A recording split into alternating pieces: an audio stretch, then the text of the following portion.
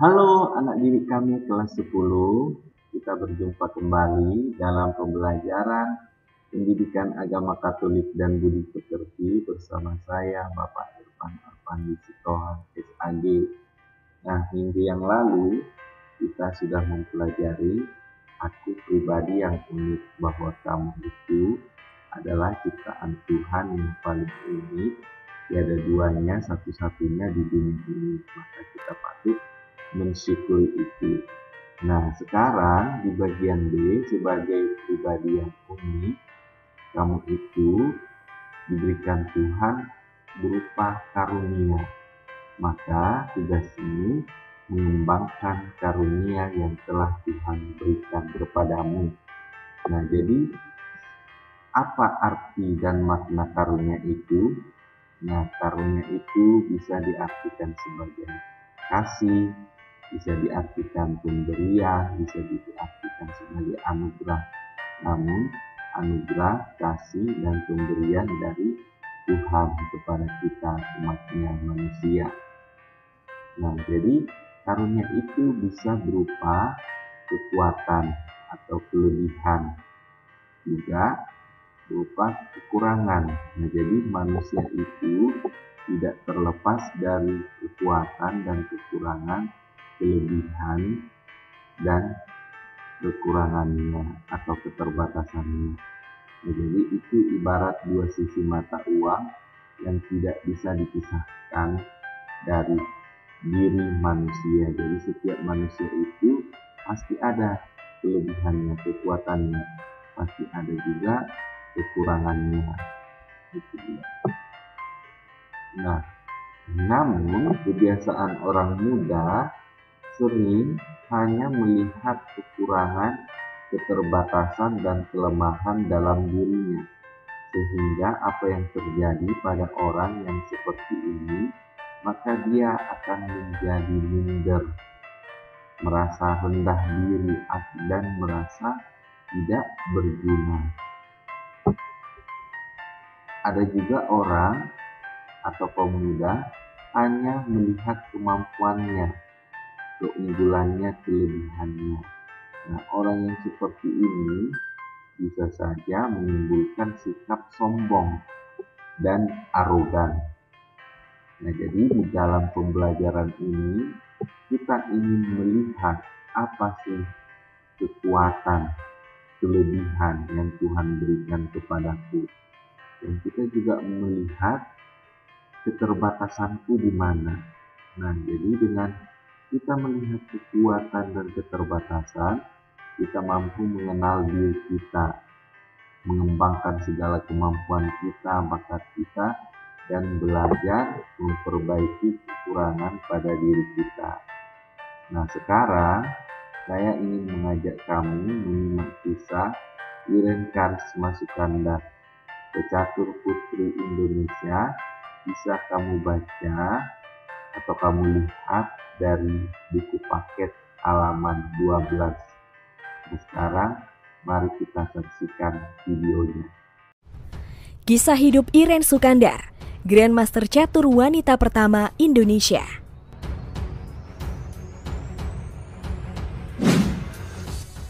WGM Iren Sukandar sukses mengalahkan Dewa Kipas atau Dadang Subur dengan skor 3-0 pada pertandingan catur persahabatan. Pertandingan catur persahabatan Dewa Kipas versus WGM Iren Karisma Sukandar berlangsung di studio podcast Deddy Corbuzier pada Senin kemarin. Kemenangan atas Dewa Kipas membuat Iren berhak atas uang hadiah 200 juta rupiah. Sementara Dewa Kipas mendapat uang hadiah 100 juta rupiah. Duet atlet catur Indonesia yakni GM Susanto Megaranto dan WIM Chelsea Monica turut hadir sebagai komentator laga tersebut.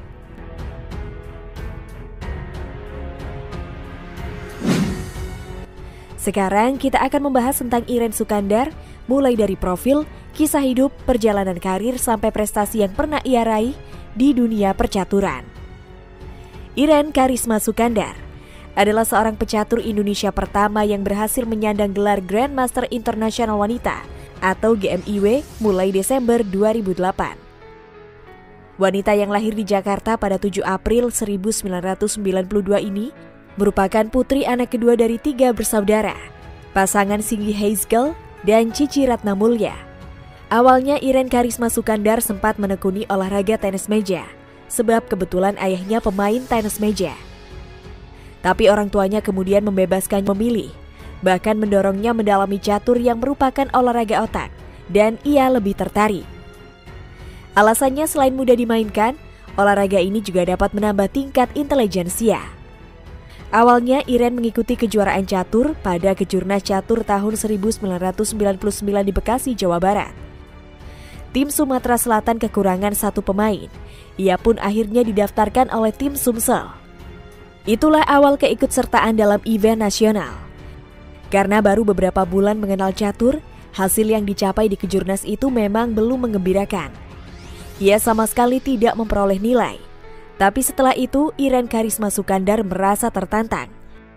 Maka mulailah ia serius belajar catur sampai akhirnya masuk Sekolah Catur Utut Adianto atau SCUA di Bekasi. Sudah 6 tahun Iren berlatih dan belajar catur di SCUA Bekasi, milik pengusaha yang juga penggila catur, Insinyur Eka Putrawirya. Di sekolah ini ia ditangani mantan pecatur nasional MI Ivan Situru. Meski baru 6 tahun digembleng di SCUA, ia telah memperlihatkan kemampuannya. Bahkan sulit tertandingi oleh para pecatur perempuan lain di sekolah itu. Iren mengatakan dalam permainan catur diperlukan konsentrasi dan harus fokus. Pecatur seperti atlet cabang olahraga apapun harus menunjukkan permainan terbaik dalam setiap pertandingan. Bagi kebanyakan orang, catur mungkin cuma kegiatan mengisi waktu luang atau sekedar untuk bersantai. Tapi bagi Iren, catur merupakan olahraga yang dirasa match dengan karakter dirinya. Bakatnya dalam dunia catur memang luar biasa. Ia mengenal catur sejak usia 7 tahun, tepatnya tahun 1999. 2 tahun kemudian, pada tahun 2001, di usia 9 tahun ia telah meraih gelar Master Percasi atau MP. Setelah itu prestasinya terus berderet. Tahun 2002, ia memperoleh gelar Master Nasional Wanita atau MNW. Bahkan tahun 2004, ketika berlangsung Olimpiade Catur di Mallorca, Spanyol, ia berhasil merebut gelar Master FIDE Wanita atau MFW. Bukan saja itu, ia juga meraih medali perak dalam arena yang melibatkan 864 peserta dari 107 negara. Sebelumnya, ia juga meraih juara 3 kelompok umur di 10 kejuaraan catur ASEAN tahun 2002 di Singapura, dan juara 4 kelompok umur 10 tahun kejuaraan catur ASEAN di Malaysia tahun 2003. Di tahun 2003, ia meraih beberapa penghargaan. Di antaranya adalah 2 medali perak pada SEA Games Vietnam tahun 2003, peringkat ke-9 kejuaraan dunia junior di Yunani, dan medali perak Olimpiade Catur Papan 3 di Spanyol. Sementara di tahun 2004, ia meraih peringkat ke-14 kejuaraan dunia junior di bawah 14 tahun di Pulau Kreta, Yunani, dan imbang 3-3 dalam Dwi Tarung melawan GMW Chorke tahun 2005. Chorke adalah juara 1 kejuaraan catur Asia di bawah 14 tahun di Singapura. Pada tahun 2005, Iren pernah menerima penghargaan Paramakrida Pratama dari Presiden Republik Indonesia Susilo Bambang Yudhoyono. Iren terpilih sebagai atlet harapan Indonesia terbaik pada Indonesian Sports Award 2016. Pada tahun yang sama, Iren juga mendapat penghargaan atlet wanita berprestasi internasional dari Perwosi atau Persatuan Wanita Olahraga Seluruh Indonesia. Tahun 2008, Iren juga pernah memecahkan rekor Museum Rekor Indonesia sebagai wanita pertama Indonesia yang bergelar Grandmaster Wanita. Dan pada tahun 2009, Iren memperoleh penghargaan atlet putri terbaik Indonesia di Anugerah Atlet Olahraga Indonesia.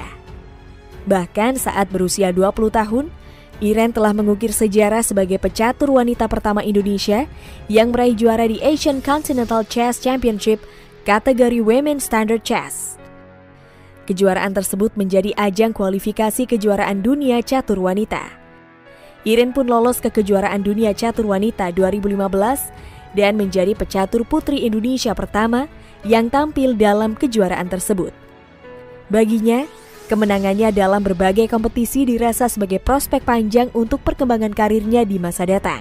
Apalagi, kini ia memang sedang berada pada fase usia produktif untuk berprestasi. Tetapi 1 atau 2 tahun ke depan mungkin agak berbeda. Otak pasti juga akan terpakai untuk hal-hal lain. Karena itu sekarang saya memang fokus untuk 1 cabang ini saja, ungkap Irene Karisma.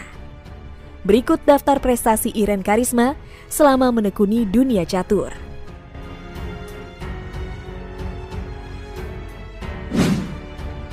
Juara 3 kelompok umur 10 tahun kejuaraan catur ASEAN tahun 2002 di Singapura. Juara 4 KU 10 tahun kejuaraan catur ASEAN di Malaysia tahun 2003. 2 medali perak pada SEA Games Vietnam tahun 2003. Peringkat ke-9 kejuaraan dunia junior di Yunani tahun 2003. Medali perak Olimpiade Catur Papan 3 di Spanyol tahun 2003. Peringkat ke-14 kejuaraan dunia junior di bawah 14 tahun di Pulau Kreta Yunani tahun 2004. Medali perak kejuaraan catur Asia di bawah 14 tahun di Singapura tahun 2004. The Best Woman Player pada Malaysia Open tahun 2008. Juara 1 dalam Brunei Invitational IM Tournament 1 dan juara 2 dalam Brunei Invitational IM Tournament 2 di tahun 2010. Juara 1 Asian Continental Chess Championship di Vietnam tahun 2012.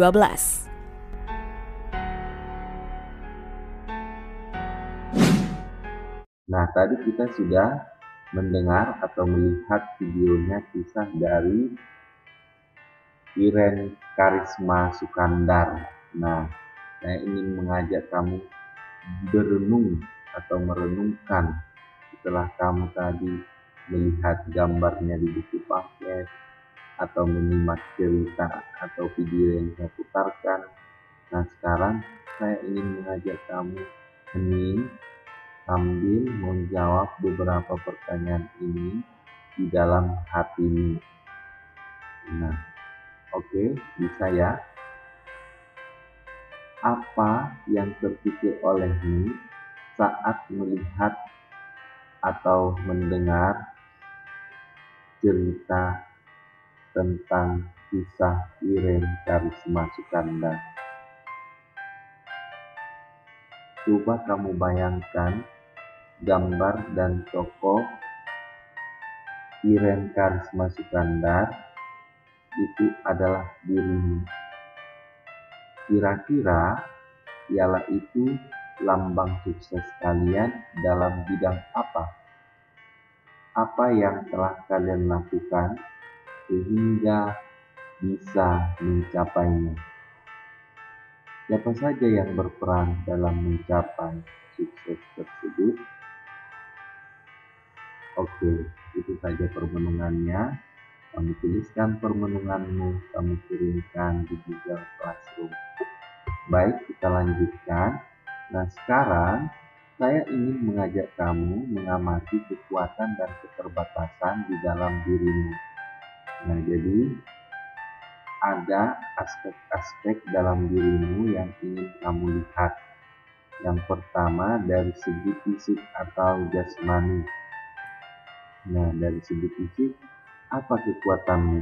Nah, bisa kamu tuliskan minimal 5 poin. Nah, apa keterbatasanmu? Contoh ya, dari segi fisik, kekuatan.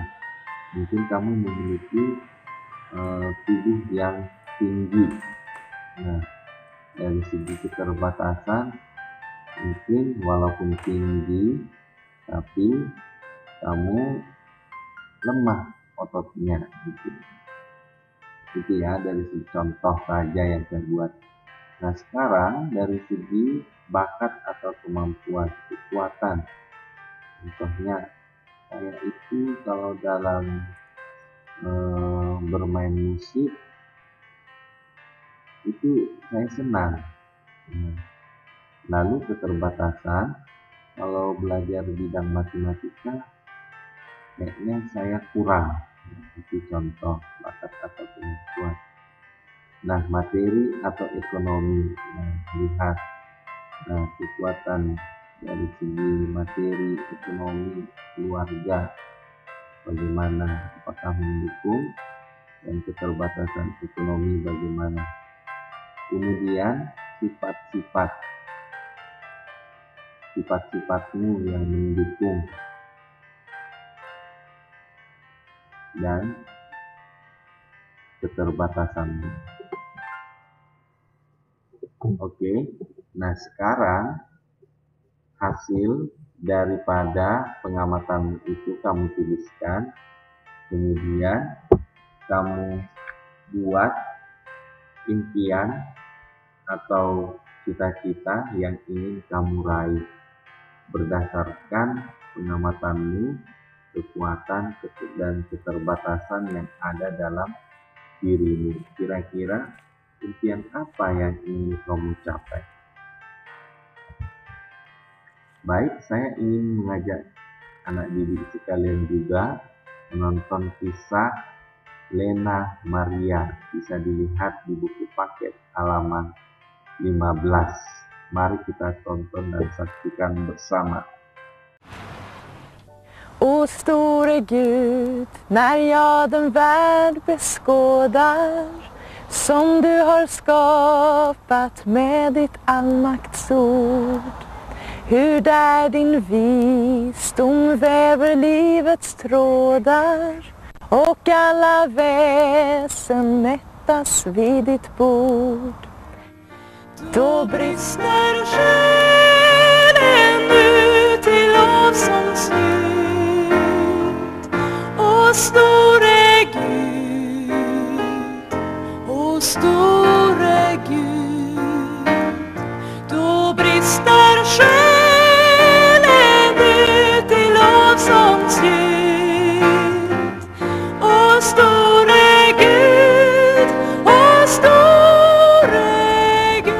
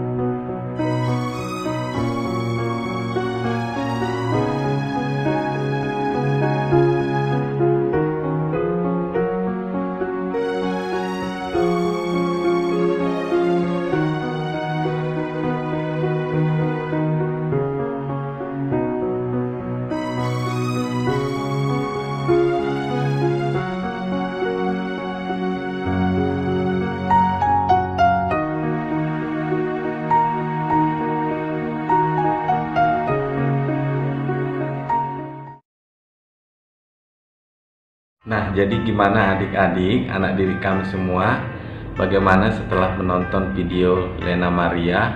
Kita lihat ya, banyak sekali kekurangan yang dimiliki oleh Lena Maria, terlebih kekurangan secara fisik. Dia tidak punya tangan, tapi bisa kita lihat dengan kekurangannya dan keterbatasannya, dia juga memiliki kelebihan. Bahkan dia bisa berprestasi dan bisa melakukan pekerjaan seperti ibu-ibu normal pada umumnya.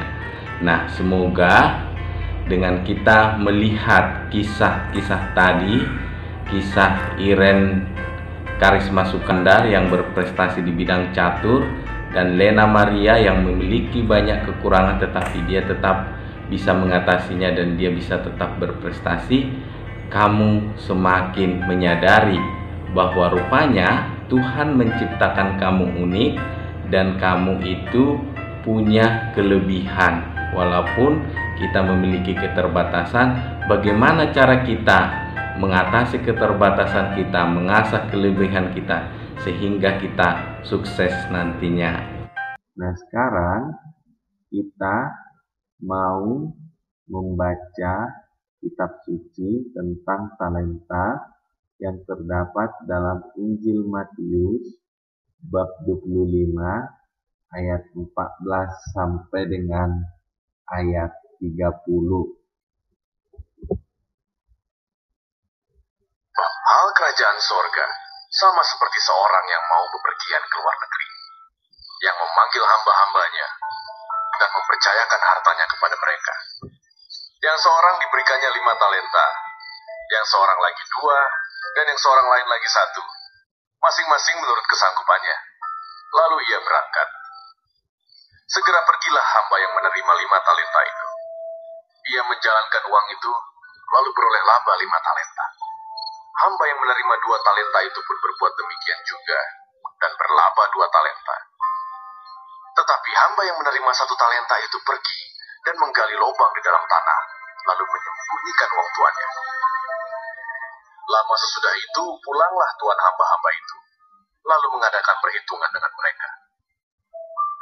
Hamba yang menerima 5 talenta itu datang, dan ia membawa laba 5 talenta. Katanya, "Tuan, 5 talenta Tuhan percayakan padaku. Lihat, aku telah beroleh laba 5 talenta." Maka kata tuannya itu kepadanya, "Baik sekali perbuatanmu itu, hai hambaku yang baik dan setia. Engkau telah setia dalam perkara kecil, aku akan memberikan kepadamu tanggung jawab dalam perkara yang besar. Masuklah dan turutlah dalam kebahagiaan Tuhan." Lalu datanglah hamba yang menerima 2 talenta itu. Katanya, "Tuan, 2 talenta Tuhan percayakan kepadaku. Lihat, aku telah beroleh laba 2 talenta." Maka kata tuannya itu kepadanya, "Baik sekali perbuatanmu itu, hai hambaku yang baik dan setia. Engkau telah setia memikul tanggung jawab dalam perkara yang kecil. Aku akan memberikan kepadamu tanggung jawab dalam perkara yang besar. Masuklah dan turutlah dalam kebahagiaan Tuhan." Kini, datanglah juga hamba yang menerima 1 talenta itu dan berkata, "Tuan, aku tahu bahwa Tuan adalah manusia yang kejam yang menuai di tempat di mana Tuan tidak menabur, dan yang memungut dari tempat di mana Tuan tidak menanam. Karena itu, aku takut dan pergi menyembunyikan talenta Tuan di dalam tanah. Ini, terimalah kepunyaan Tuan." Maka jawab tuannya itu, "Hai kamu hamba yang jahat dan malas, jadi kamu sudah tahu bahwa aku menuai di tempat di mana aku tidak menabur, dan memungut dari tempat di mana aku tidak menanam. Karena itu sudahlah seharusnya uangku itu kau berikan kepada orang yang menjalankan uang, supaya sekembaliku aku menerimanya serta dengan bunganya. Sebab itu ambillah talenta itu daripadanya, dan berikanlah kepada orang yang mempunyai 10 talenta itu. Karena setiap orang yang mempunyai, kepadanya akan diberi, sehingga ia berkelimpahan. Tetapi siapa yang tidak mempunyai, apapun juga yang ada padanya, akan diambil daripadanya. Dan campakkanlah hamba yang tidak berguna itu ke dalam kegelapan yang paling gelap. Di sanalah akan terdapat ratap dan gertak gigi."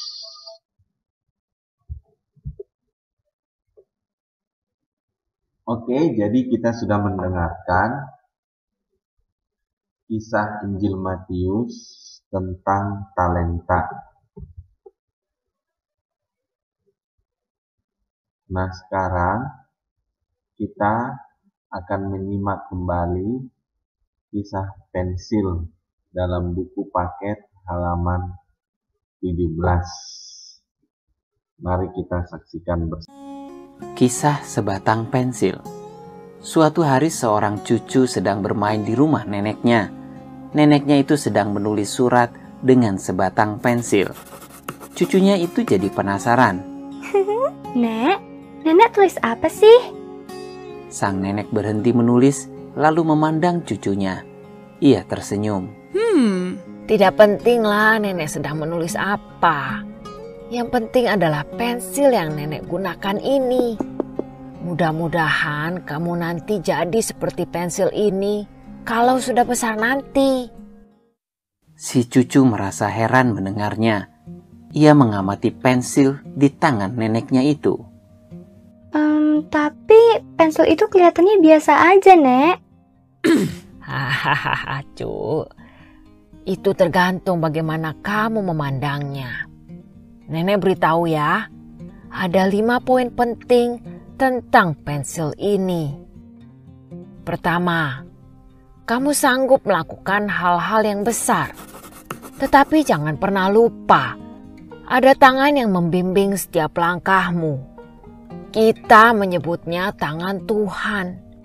Dia selalu membimbing kita sesuai dengan kehendaknya. Kedua, sesekali nenek mesti berhenti menulis dan meraut pensil ini. Pensil ini akan merasa sakit sedikit, tapi sesudahnya dia menjadi jauh lebih tajam. Begitu pula denganmu.